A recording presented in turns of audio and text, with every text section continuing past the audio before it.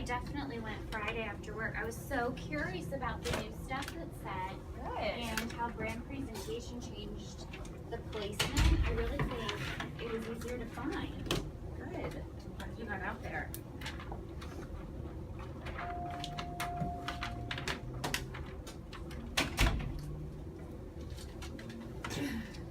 Morning, guys.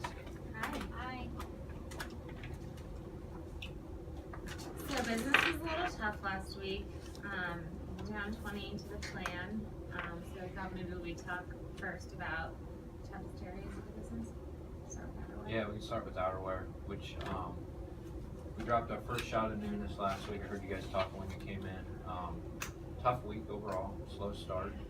I think maybe some weather had a little bit to do with it. It's still pretty warm. But just to run through the financials, down 20 to plan, down 30 on the week. When you look at last year, I don't have the channel performance right in front of me here. Yeah. So if you look at brick and mortar, we were actually down 27% of plan, so I think it was actually worse. Down 40% inventory. So I think that balance might be something for us to look into deeper. Yeah. And then what you were saying about the climate, it's hard to be too prescriptive, but that Southeast Texas region, where typically they have better comps than company, we're sitting worse at down 57% to last year.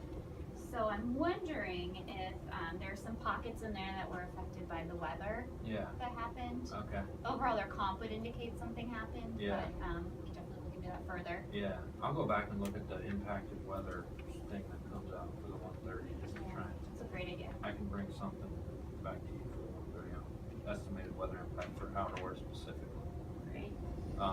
But in any case, overall pretty poor sell-throughs. We did have a few, that red coat, that black coat, they actually did okay. These two right here, I don't know,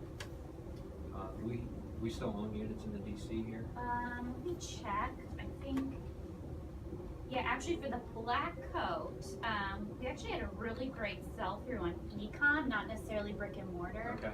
So we do own units in the DC, but I was thinking of sending it to e-com. Yeah, I mean, if the sales in brick and mortar were down 27, and e-com is actually performing, we should definitely send it wherever it's selling. And then the red one, we depleted this out last week to top selling stores, so we read 1 week and flowed back to sales. So I think this stuff should start hitting stores early this week. Okay. So maybe we'll see something next week. Okay. So then, some of our 1127 that's not performing is that navy with the fur-lined hood. We should be totally out of this. I know you want to talk about markdowns today. I'd like, contender. I would like to mark that right after Cyber Monday week, just so we can get through it by end of season. That and actually the two next to it as well have really been slow out of the gate. If not a hard mark, maybe we should POS them. Is there anybody that's selling it well? I just don't know. I love that coat. I don't know what the, why she's not buying it. Yeah, so in general for the puffers class, we see that peak more actually in some of the warmer climates. Okay. For some reason, I'm not really sure what's going on there, but maybe we think about the inventory that we're funneling that direction.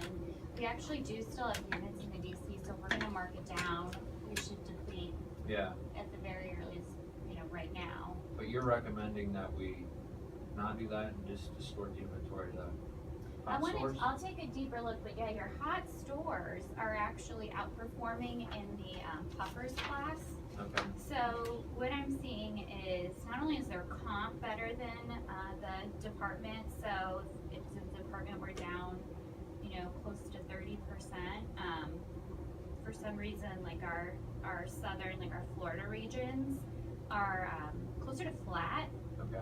And their inventory is actually down to last year. So I don't know if, mind you, we're probably not going to make up for the total chain softness there, but it feels like they could afford more inventory based on that distortion. So that's really interesting. I wouldn't have expected that, but Yeah. if you can send us some of those store numbers that are performing in that puffer class, we can call them and find out, you know, maybe they have some insights that we can't quite see on paper. Yeah, yeah. It's really different. Yeah, I'll send you the top stores in those districts. You wanna go over to Denham? Yeah. So, Denham had a little better week, missed the plan by 10. Really, you know, we, the big thing coming up in Denham is the Pan Event. So we have that, not this Sunday, but the following, or not this Friday, but the following Friday it starts. From what I can see topside, we're in a good place. I don't see that anything is coming in late. Inventory pretty much right on the plan. Yeah, so overall, our inventory position, we're positioned to spin on around a 20 stock to sales during the event. So a little quicker than our typical 30 plus, Yeah. but I think with the accelerated rate of sale, that makes sense. Where I'm concerned is we're currently depleted in the DC. We pushed out everything to Okay. support the stores, and I have a receipt it's delayed. The freight Oh, tracker okay. said it's not coming in for another couple days. I didn't catch that, so we do have something tracking the lane. Yeah, I don't think the NDC has been changed on the PO. I just saw it on the freight tracker. So I think there's probably in-stock risk coming out of the event with that receipt not coming in as closely behind it. I hope that's not in the skinny, is it? It's actually concentrated in our boot choices. Okay.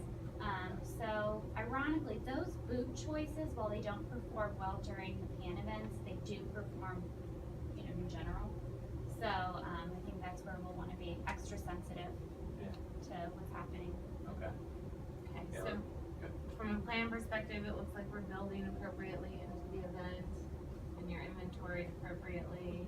I know we are expecting to see some good results here. The assortment looks really amazing, so can't wait to see which best. Okay. Anything else?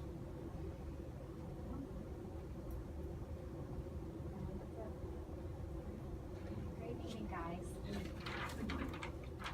So planner, how do you think that meeting went with Allocator 2.0?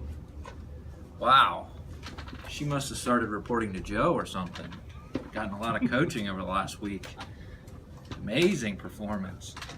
I was just blown away how plugged in she was to the conversation. I know our Monday meetings they don't always follow a regular sequence, but I really appreciated the recommendation on the puffers and what she's seeing climate-wise. That's really going to change our strategy in terms of when we're going to POS those and then mark them down.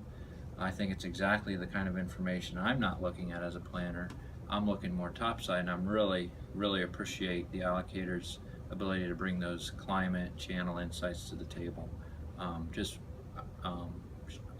felt like the allocator was very prepared and really cared about the business, and on top of that was obviously very curious. Even I heard her say when she walked in she was at stores this past weekend. So Merchant, how do you feel the meeting went? I could not have been more impressed with Ashley's performance. I mean, she had been in stores this weekend. She's clearly been listening to the conversations happening in the rows around her to be prepared for today's meeting. You know, we don't always stick to the same schedule and talk about the same things every meeting, so I'm sure it can be a little, you know, frustrating not knowing what to expect. But she did a great job knowing, you know, anticipating the questions that were coming. So I was very impressed with her performance. Nailed it.